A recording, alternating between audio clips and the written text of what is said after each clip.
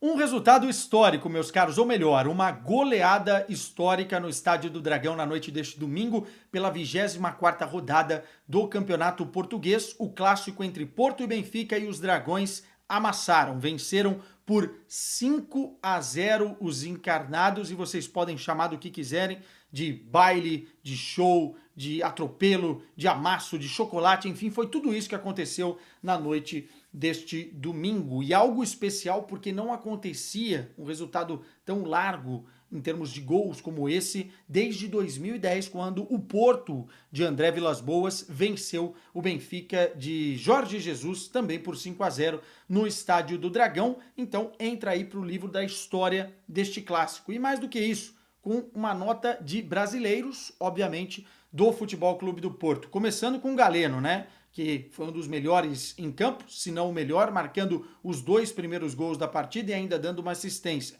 No primeiro lance, ele aproveitou um rebote do escanteio e fez 1-0. Depois, num bom passe, uma boa jogada do Porto, o Evanilson escorou e ele fez o segundo gol. E na segunda etapa, ele deu o passe para o Wendel, jogador que recentemente foi convocado para a seleção brasileira, lateral esquerdo, acabou fazendo o 3-0 com assistência do Galeno. E aí não para a atuação de gala dos brasileiros. PP, que já vinha muito bem na partida, depois da expulsão de Otamendi, né?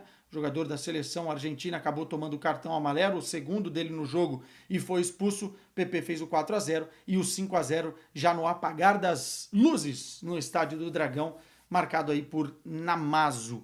E é um jogo que revela muita coisa para o Porto a nível de futuro nesta temporada, e também coloca um ponto de interrogação muito grande no futuro do Benfica.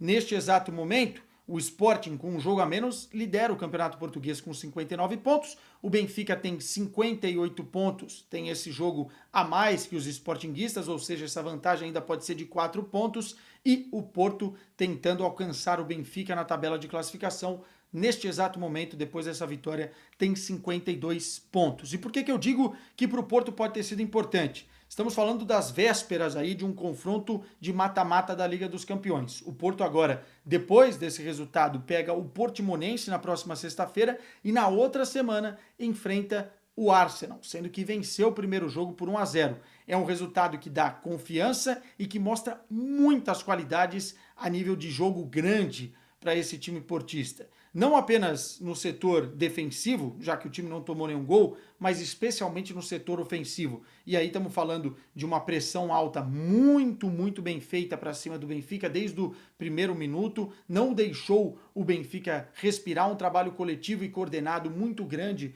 lá na frente com essa pressão. Depois também, pela qualidade individual dos seus jogadores que se sobressaem nesse tipo de duelo. Estou falando, obviamente, do Galeno, mas o Francisco Conceição, filho do técnico Sérgio Conceição, foi muito bem no jogo. Evanilson, se não foi tão participativo a nível de gols, né, não fez nenhum gol, acabou sendo fundamental ali nessa pressão alta que eu falei também, na combinação de jogadas no ataque. O Varela, volante, que veio do Boca Juniors, fez um partidaço, mais um, é um senhor primeiro volante nessa equipe do Porto. O Nico também foi muito bem ao lado dele. Enfim, todas as esferas, todos os núcleos, tanto defensivo quanto ofensivo, transição ofensiva, pressão alta, tudo funcionou muito bem para esse Futebol Clube do Porto. E é óbvio que um resultado como esse dá confiança, dá moral. O futebol muitas vezes está aqui e chegar contra um Arsenal, tendo depois um 5-0 tão emblemático contra o Benfica, pode ser um combustível a mais, um extra a mais, para tentar essa classificação que seria histórica na Liga dos Campeões da Europa. Lembrando que o jogo é no estádio do Arsenal, no Emirates, em Londres. Olhando para o lado do Benfica, é um resultado muito complicado, mas não é novidade que o Benfica é um time instável nessa temporada. Não é sombra da equipe que foi na temporada passada, e o técnico Roger Schmidt cada vez mais vai sendo criticado e muitos já pedem a sua demissão. Eu acho que ele não vai ser demitido nesse exato momento da temporada, ainda tem Europa League, ainda está vivo no Campeonato Português, mas a verdade é que a continuidade dele para a próxima temporada cada vez mais é questionada, mesmo ele tendo o contrato, porque o time coletivamente apresenta um futebol muito abaixo do esperado. O Benfica investiu demais na última janela de transferências e na janela de inverno também. Estamos falando de jogadores de 25 milhões, 20 milhões, 18 milhões, 14 milhões. Jurasek, Marcos Leonardo, Coxo, enfim, uma lista grande e investimentos altíssimos. O plantel do Benfica hoje, se a gente olhar para o time titular e os jogadores que estavam no banco, é inadmissível compreender uma derrota como essa. Não pode perder de 5-0 para ninguém, especialmente num clássico que o jogo tende a ser mais equilibrado pelos nervos, pela condição, pela motivação, enfim, mas perdeu. E é uma derrota que pode sim impactar o restante da temporada, muito a nível de moral dessa equipe, vendo o Sporting podendo abrir aí, como eu disse, 4 pontos na liderança. Eu acho que, olhando individualmente, alguns erros, mas é difícil você culpar os erros individuais quando o coletivo está tão mal.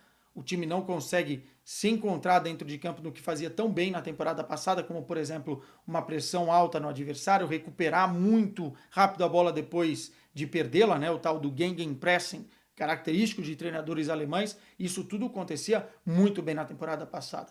E nessa já não acontece, a defesa fica sobrecarregada, porque acaba sofrendo muitos e muitos ataques constantes. Os jogadores começam a tomar cartão amarelo, o caso do Otamendi, tomou 2 cartões amarelos, o caso do Morato, que teve que ser substituído na segunda etapa porque já tinha cartão amarelo e o Francisco Conceição estava deitando e rolando pelo lado direito do ataque portista. Enfim, tudo isso entra na conta. Mas é muito complicado você fazer uma avaliação individual dos jogadores quando você tem um coletivo tão abaixo. Erros acontecem, mas não nesse nível, né? 5-0 é realmente para ter uma reflexão nos encarnados. Enfim, jogo muito grande, resultado maior ainda e o Porto sai feliz na noite deste domingo.